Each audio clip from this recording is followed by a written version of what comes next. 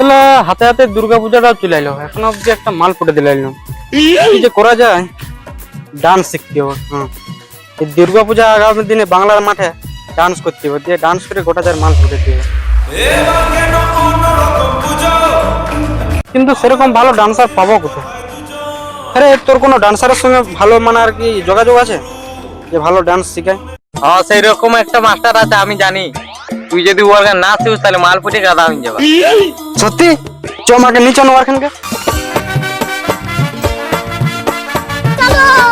চল।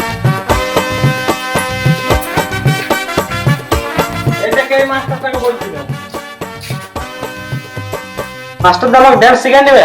আমাকে ডান্স শিখাই দিতেই হবে দুর্গাপূজা মাল ফুটাবার জন্য।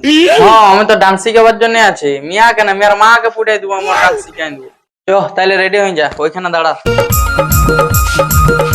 ওকে বয়েস ready? 1 number step,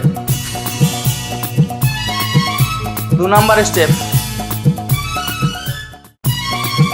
3 number step, 4 number step. Start.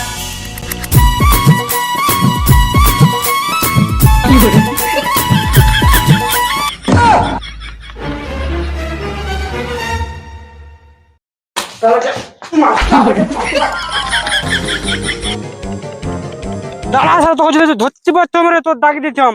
Master নাচ শিখাচ্ছে না, ভিক্ষা করে শিখাচ্ছে।